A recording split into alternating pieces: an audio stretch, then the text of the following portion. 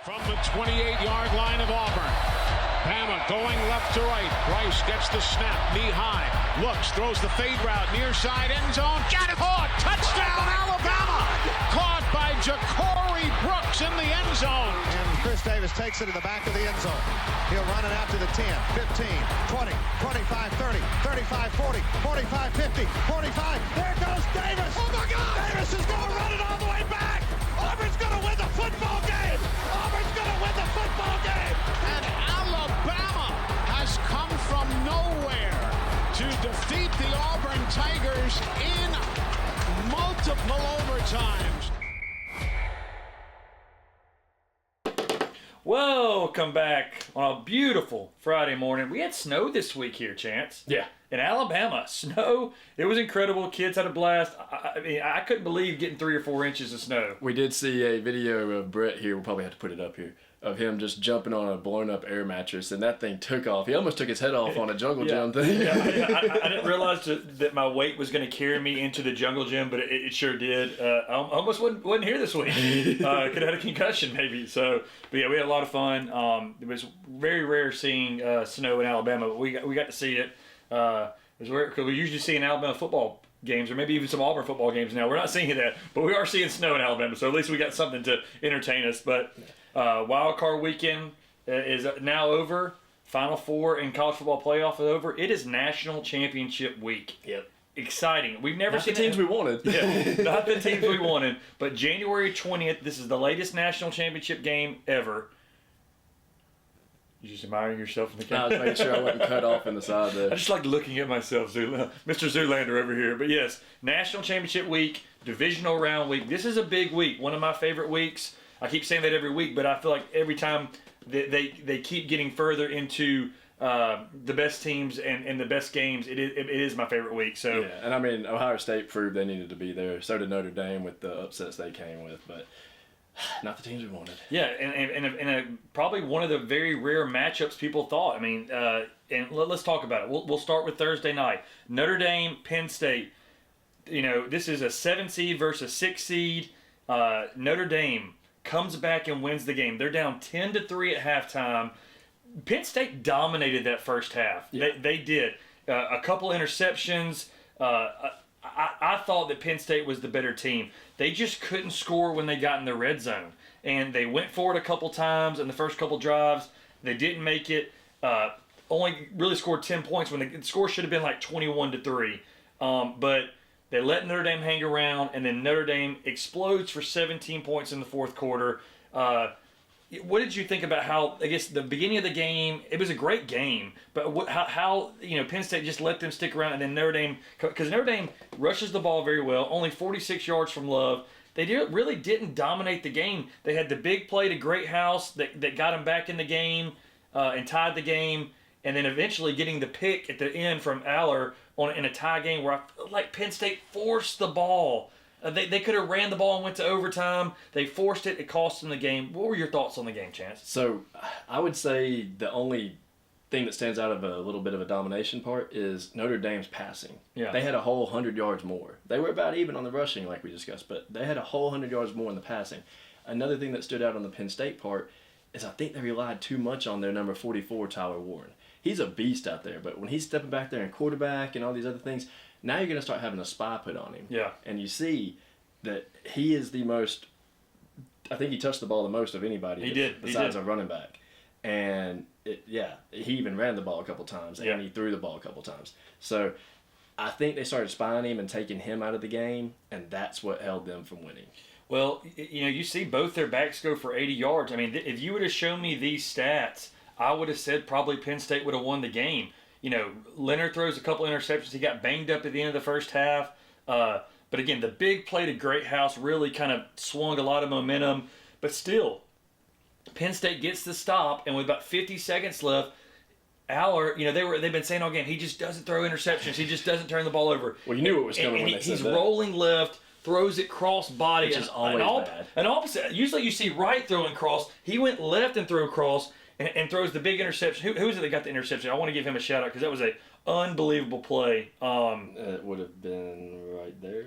No, it was Jordan Clark. No, it was a deflection. Keep going down. This one, no, that's PD. Who got the INT? There it was. Christian Gray. Christian Gray, yeah, 29.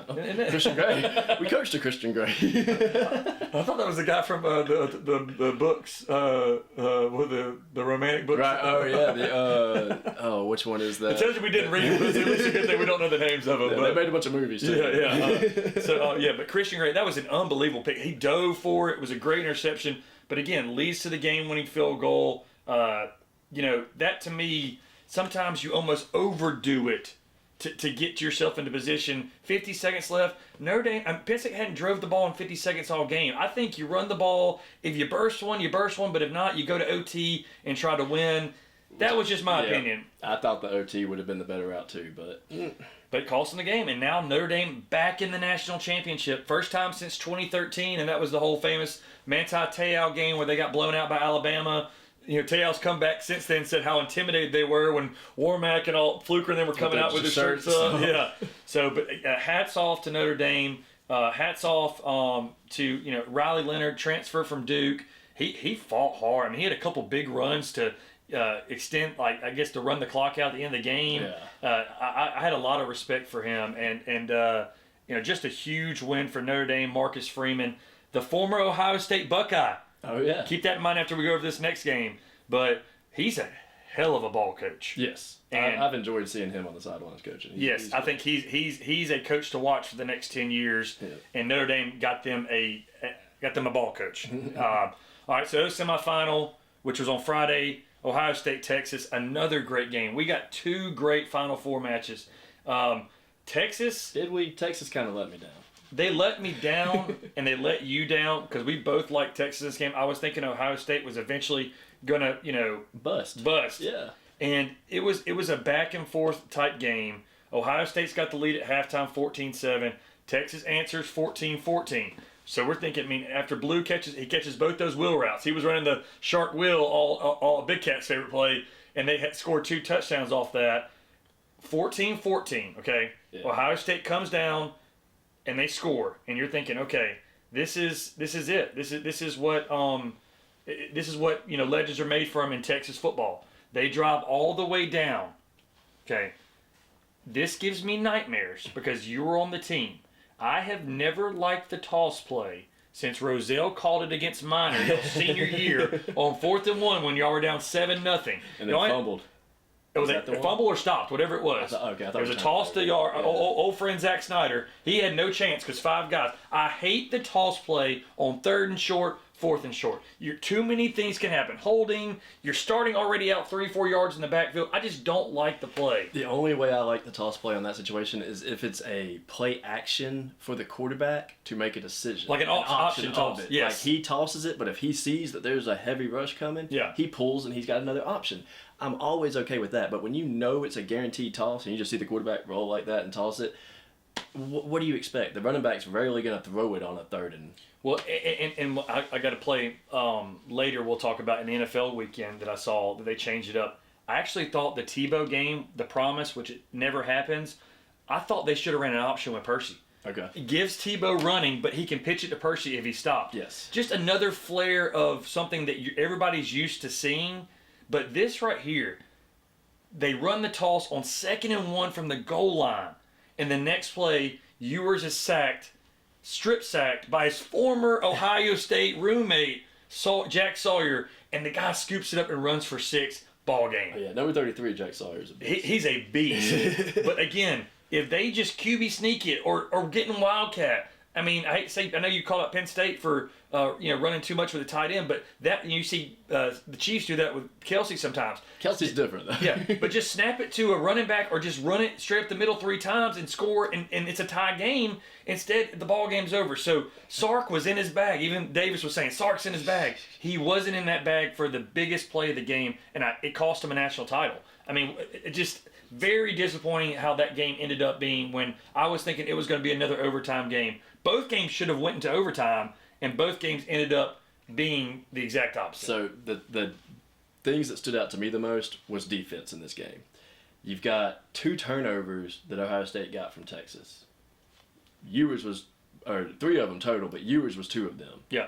And if your quarterback's getting sacked as much as he was, which if you look at the Ohio State defense here, 1, 2, 3, 4.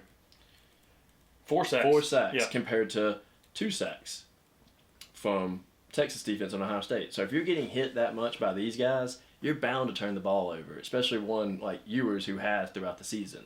So I think Ohio State's defense came to play and put Texas in their place. Yeah, and again, I was going to go back and look, but Ewers does throw the interception right after the fumble return touchdown.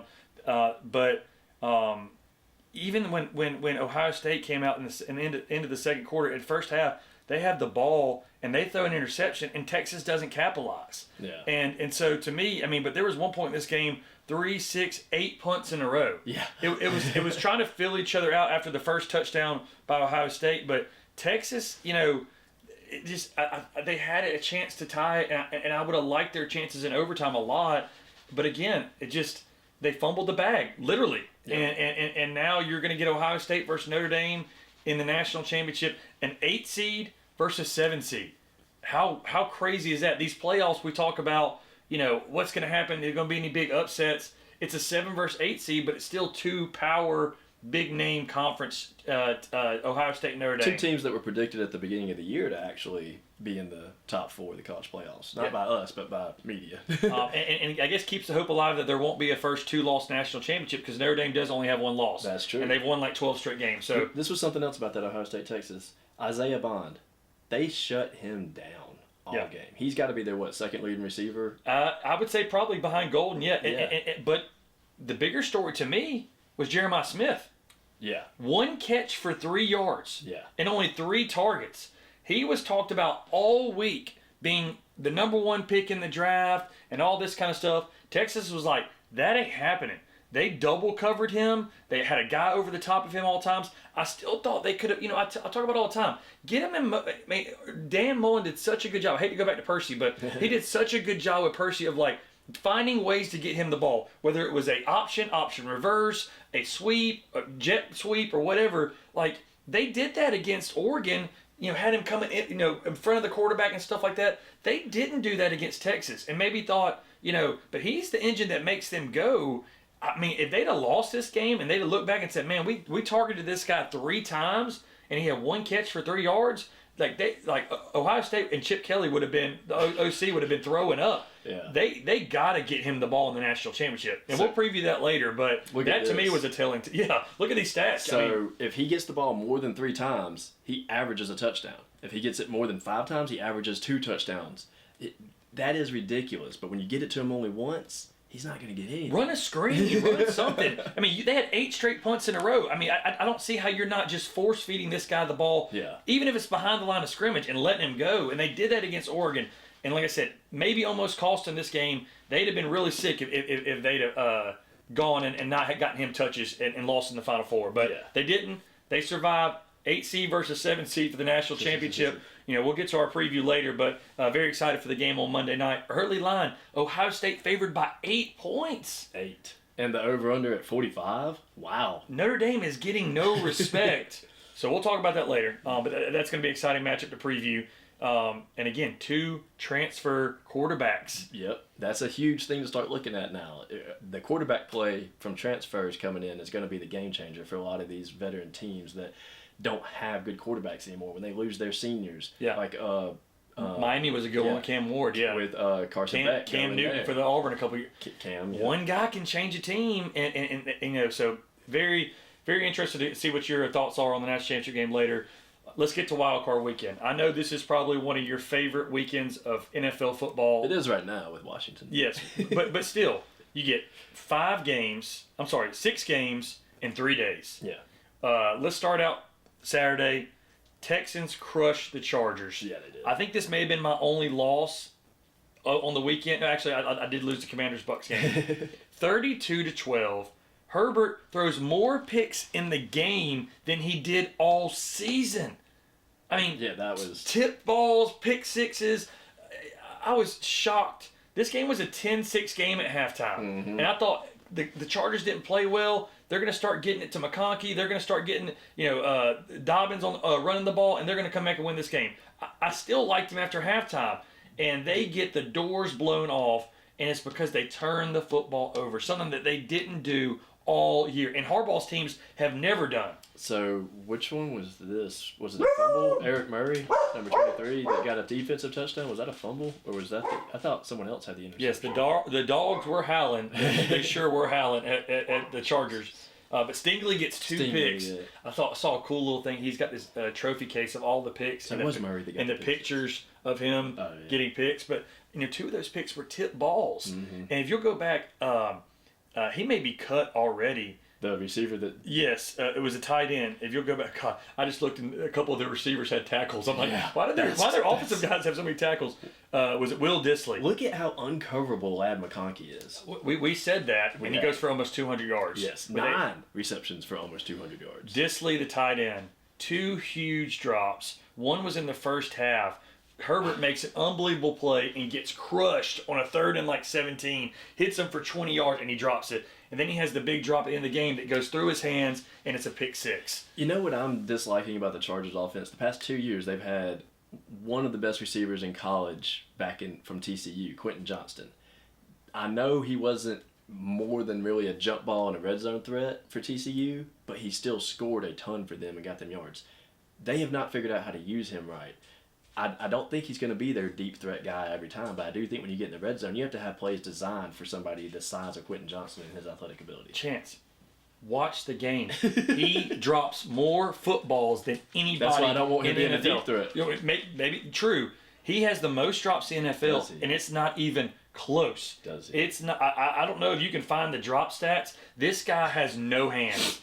Every game I watch, he literally drops and drops. Inconsistent. That's the best word to describe it. We're going to look that stat up and see who has the most drops in the NFL. But I'm telling you, it's him by a mile. I think he was on pace to break the NFL record, and I think he did. That was actually in my notes to talk about. Amari Cooper. There's no way. There's no way. 12 drops. Jerry Jeudy, 12 drops. This is the 2024 regular season. There's no way he's not on this list. Somebody's not doing their job. There he is. Number 18. 7 drops. My ass. Excuse my French. There's no way Johnson has 7 drops. I'm sorry. He's got at least 50. Like, this guy, I'm telling you, he dropped 3 balls in the game. Maybe it's those 7 drops that made people quit throwing to him in the first place, so that's why it's sticking around. They're saying he could, if you could go back and look at when he was drafted and who was drafted after him, like, it'll probably make the Chargers throw up. Order from 2022. I think it was 2020. No, it was 2022. Yeah. So yeah, he I think was a huge reason why the Chargers have not been successful, because I'm telling you, this guy, it is just killed them. Where was he? This can't. Yeah, I think it was 2023. Well, was it the first or second round? It was first round. He was first round pick. He was. So you look at these first round picks: Garrett Wilson. Justin Jefferson, people like that. He was early too, I want to say. 2020. See, I think it was. There he was. There he is. 22. He was a 22nd pick. Yeah. So Zay Flowers. Okay, who's done great at Baltimore. He's a Pro Bowler this year. Yep. 23rd pick after Jordan Addison, who's done pretty good with the Vikings. Yeah. And Dalton Kincaid done great at the Bills. He's done. Keep going down. There's one more guy I want to say that was taken after him. Well, I mean, Jackson Smith was right the pick before him. Yes, before him was a great pick, but anyways, whoever it was, Zay Flowers.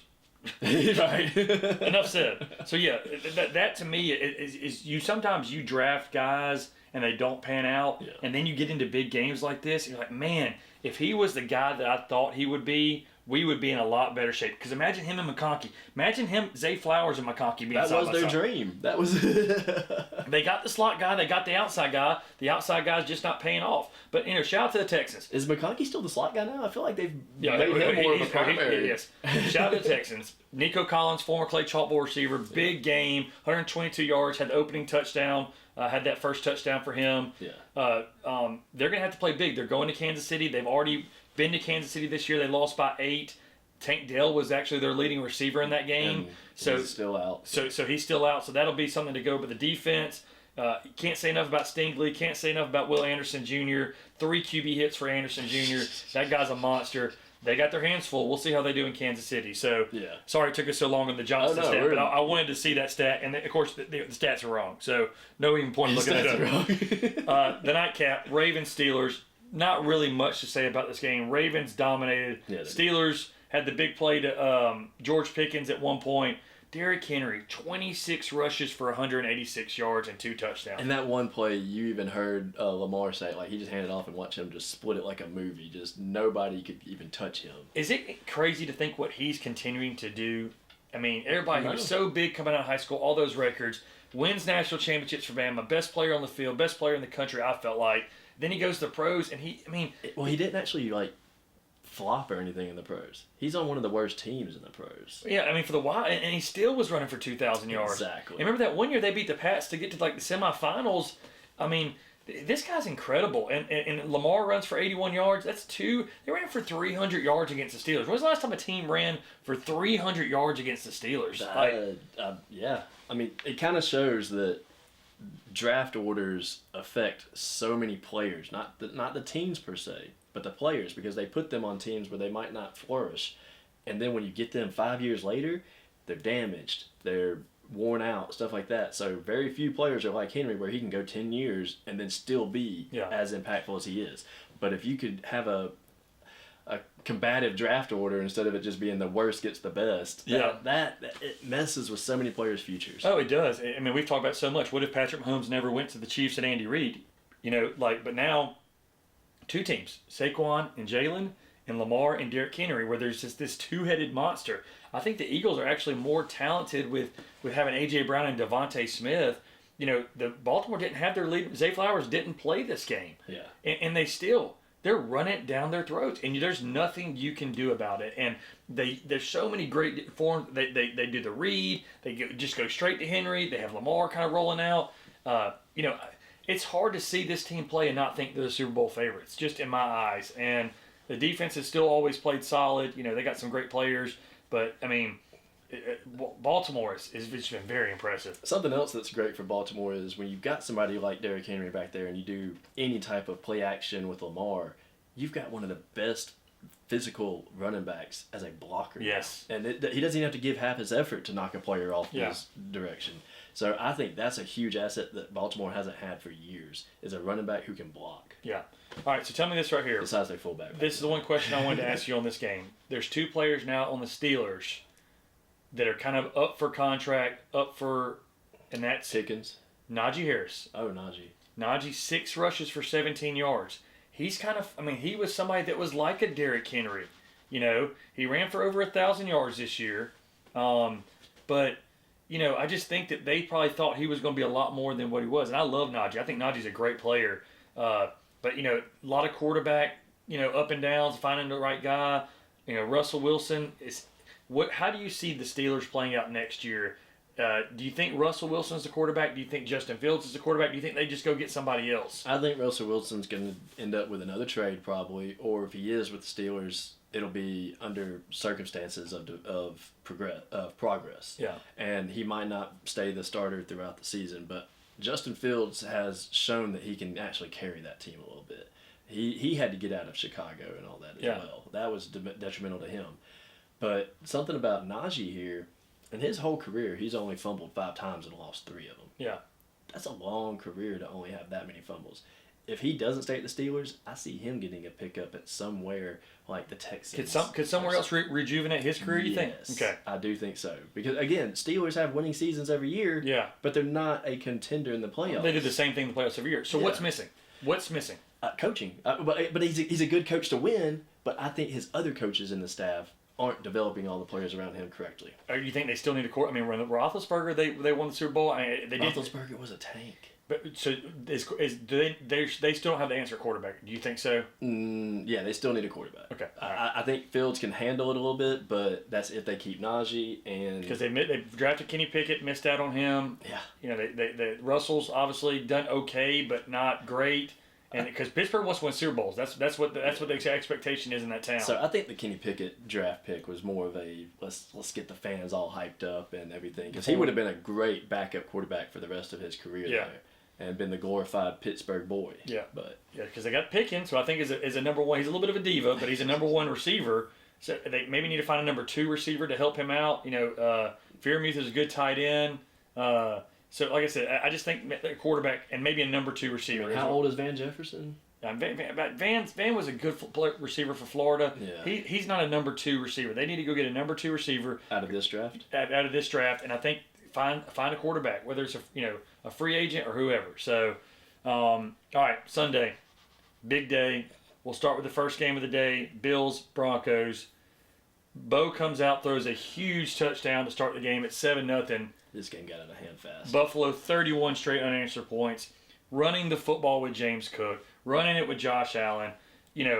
They really don't have a number one receiver, and I think that may bite them to win the Super Bowl. I would have loved to have Buffalo as my favorite, and they're 8-0 at home, but they don't have a number one receiver. And there were times where I felt like even though they won 31-7, that they just they don't have a big time playmaker that can bust the door open. But Cookie ran the ball great. Josh Allen was incredible. The defense played incredible, but we found out later Bo was playing with a fractured back. Yeah, he tells everybody it's like 3 weeks ago or something. He ended up fracturing his back, and he's played through it. So, I think overall a great season for Denver. I expect a lot of big things for them next year, but still, the game was over pretty quick after that first touchdown. What were your thoughts on the game? After the first half, I had to change channel, man. I knew it wasn't going to end well for the Broncos, and I watched a few more of the highlights after that, but I just couldn't stand watching Bo get destroyed like this. Well, if you really want my honest opinion, I thought this in the game. This game is rigged. NFL has so much of the rigged and all this kind of stuff. Yeah. Chance, after the first drive, they weren't aggressive anymore. At all. They ran the ball 2 or 3 times in a row, like 2 or 3 possessions. I'm like, why are they not throwing it and letting it rip? Like you saw the one pass to Troy Franklin. Yes. And that was it. But, they didn't let it rip any of the rest of the game, or at least the next 4 or 5 drives. I'm like, what are we doing here? It's just like they just turned the gas off.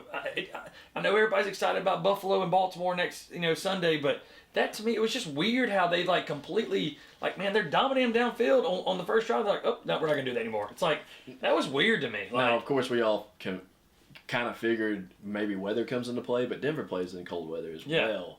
But if it's any colder than normal, Buffalo's always got that little bit of advantage. But it really wasn't 30-point advantage. Yeah, but it really wasn't it wasn't snowing. It wasn't crazy wind. Yeah. It just. And Buffalo made a couple big plays on 4th down, but look for that and not having that number one receiver. I think that's going to come to bite Buffalo. And I like the Broncos in their future and with Peyton and Nix, and I expect some big things. I think Shakir, or is that how you say his name? Yeah. I think that guy's probably their leading number one and going to develop to become their number one. But he's still a small he's a small guy. So I know they got Amari Cooper and stuff, but you see 2 catches, 8 yards. Well, 2 catches off of 3 targets. And then Keon Coleman, he's their number one draft pick from Florida State. 1 catch for 5 yards. 3 targets. He was open one time and Josh Allen overthrew him, but still, one of these guys is going to have to step up this weekend if they're going to beat Baltimore. So this one right here, 6 targets, 6 catches. Yeah. That's why I like this kid. Yeah. All right, next game, Philly and Packers. It kind of reminded me a lot of the Texans and Houston game. Philly's defense, 3 interceptions on Jordan Love. The reason why I took Philly is because Christian Watson didn't play, and I knew not having him, they didn't have that guy over the top. Yep. There's nobody on that team that's going to beat you deep. Philly played that way. They dominated the game. Yep. Saquon, 25 rushes for 119 yards. Probably could have had 160 if he didn't fall down at the end of the game when he broke one open. But Philly they didn't get going on offense, man. Jalen, 131. Devontae, only 4 catches for 55 yards. A.J. Brown, 1 catch for 10 yards. You saw him reading a book on the sideline at some point. And it's a book he apparently reads all the time and all that. But Philly didn't impress me. I mentioned earlier doing something they're not supposed to do. Did you see on that one tush push? Yes. They faked it and threw it deep to A.J. Brown. They didn't knock on that, but I did like the little wrinkle on that. But still, Green Bay, without Watson. Imagine if they had Watson. Look at their receiving right there. Hey, they had 212 yards receiving. They spread it out between 2, 4, and it was 9 to 10 players. It was only 16 to 3. I mean, it was still a 2-score game in the 4th quarter. And I'm telling you this right now, Josh Jacobs played hard, man. Yeah, he did. I watched that guy play, and I'm like, this guy plays freaking hard. and he had 81 yards receiving, 40 yards, 81 yards rushing. 81 yards rushing, 121 yards total. That's a better game than Saquon. It was a better game than Saquon. Yeah. He outplayed Saquon. Yeah. And still, I think not having that number one guy and the defense turn the ball over. Jalen didn't turn it over, and Jordan Love did, and that was the difference in the game in my eyes. Exactly, and that's the definite difference in the game, because you see how much Jordan Love was actually getting the ball downfield passing without his best receiver. Yeah, if you'll scroll down to the Philly's defense, Chance, this is why I think Philly, they fixed their defensive problems. Slay's always been big play for them, but they went back and they got Georgia's Nolan Smith. No, they went back and they had Nolan last year. Oh. They went back and they got Chauncey Gardner after they traded him. He was a big reason why they got to the Super Bowl with Jalen a couple years ago. And he may not play. Did he not play? He might have played. He just might not have but had a stat. they got some other DBs. Yeah. And everybody's hyped up Cooper. DeJean, is that yeah, Cooper DeJean, Yeah. Darius Slay's there already. So I think they've shored up their secondary. Yeah. And I think they realize if we're going to win big, we got the rudder, we got the receivers, we got the quarterback. If we just don't give up the big, plays and keep the game grinded out type game, we're going to win. Old school Eagles ball. And that's what they did. But again, next week's going to be a challenge for them, and we'll get to that. But let's go to the Sunday night nightcap. Your game of the week. Washington. What a game it was. It was a great game. Can't believe it ended with a doink, but A doink field goal that goes in. with a kicker with so much OCD that he had to change his sock, his hair. Yeah. Did you see he swiping his hair about 100 times? The stats that came out to me, Baker only threw the ball 18 times compared to Daniels, who threw it 35 times. Washington controlled the ball in the game, and Mike Evans had a big game. Bucky Irving ran the ball very hard for the Buccaneers. Didn't we control the clock too? Controlled the clock, controlled the game. De'Ami Brown stepped up big time. Yeah. Oh yeah, for sure. But nobody could guard Scary Terry. And they never can. He proved that back in Ohio State. I mean, this guy was unbelievable all game long. He's proven, even with no-name quarterbacks, or give him 10 different quarterbacks in 3 years, he's still going to put up 100 yards or so when he has to. But still, it's 20-16 in the fourth quarter, and the Bucs have the ball on a first down, and they run a jet sweep and fumble the ball and cost them the game. Yep. Again, maybe getting a little bit, I keep saying get the ball, the guys on jet sweep, so I don't want to contradict myself or be a hypocrite, but that to me was not something they ever run. And it really, I think it was to their number 2 receiver, but you got to look back and think, man, we ran a jet sweep to Jalen McMillan, and we fumbled the ball, and they came down and scored the touchdown to win the game. And, I'm sorry, that was to tie the game. So they were up 20-13 at that point. Yeah. So they and then Baker, and then they give it back to Washington, and Washington comes and gets the doink field goal to win it. But the turnover up 7 with the ball, you had to think the Bucs are going to win that game, and yet the Commanders find a way again. What was the stat you sent me? They've won the last 6 games on the last play of the game? They've won 7 games throughout the year, so that counts the regular season and these playoff games. 7 games throughout the year that they've won on the last play. That is insane. You talking about the people like the Chiefs have luck this year? The Commanders, they haven't had the Hail Mary against the Bears. This team is living on the edge, and they're winning. Shout out to Dan Quinn. Jaden Daniels is special. He's very special, and that's another aspect of how many years he got in college to develop into what he can be in the NFL starting as a rookie. Well, I'm telling you this right here. His ceiling is way higher than what I thought RG3's was the year that RG3 went off and won Rookie of the Year. Yeah. This guy is special. There are times I'm like, man, they kind of run him a little bit too much. He had 13 carries, but he had the cut in the eye, man. This kid's tough, man. Oh, yeah. So, but yeah, that was a great game. We'll go to the game on Monday night. Really wasn't much of a game. The Vikings, 2 flops back-to-back week. Yeah. I mean, yeah, it was embarrassing. But I had my bet on the Vikings. I actually thought they'd come through. They've done it all year. But I told you this. You did. The Rams are a good football team. They got those 2 young defensive ends from Florida State. Stafford's a veteran quarterback. Puka and Cooper are great receivers. I will say, though, Cooper's had 3 catches his last 3 games. what happened? Like, where has the fall off been so much? I mean, he's not even contributing and they're winning games. If he has a big game, they're going to win against Philly. I'm telling you this. Yeah, and that's the thing. I think they've allowed him to get covered with kind of a double coverage blanket out there. So they've always got somebody spying on him and whatever zone it is. But then because of that, it's opened up Higbee and Nakua. It's opened them up to become the better players on the offense. I think when these teams start focusing on Nakua and keeping him out of plays, Cooper's going to step right back up and be the game changer. I'm telling you, that's my upset special of the weekend. I've been calling the Rams, thinking they can beat Philly. Yeah. This is a bad matchup for Philly. I'm just telling you this. Devontae and A.J. Brown are going to have big games because I don't think Saquon's going to run like he's run these last couple weeks against this defense. And you saw the strip sack by Witherspoon and the scoop by Verse going like 22 miles an hour. That was probably the play of the game, but still, you look back, Minnesota, Sam Darnold, I think his time's up. Look how many tackle for losses. So what? Look how many tackle for losses I know. For the Rams. I mean, their defense is young and hungry, man. They lost Aaron Donald, and everybody thought, they were going to have to really rebuild. 10 tackles for losses. 10 tackles for losses. I mean, they play and they get after it, and they're young, man. So Saquon's going to have to break some tackles, right? That's what I'm saying. So but go back up to Minnesota for a second. Jordan Jefferson, 5 catches for 58 yards. Hawkinson had more receiving yards than him. Addison only 3 catches for 29 yards. They got the weapons.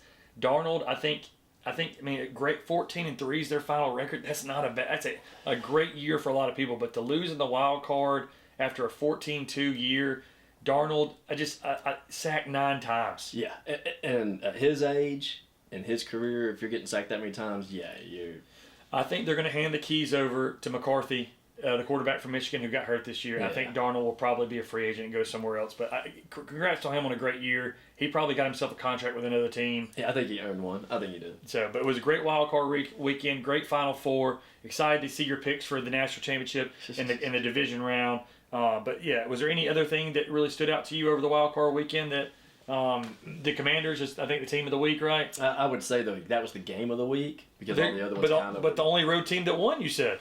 What do you mean? They were the only road team that won. Yeah, that was something I actually forgot about. You just reminded me of that.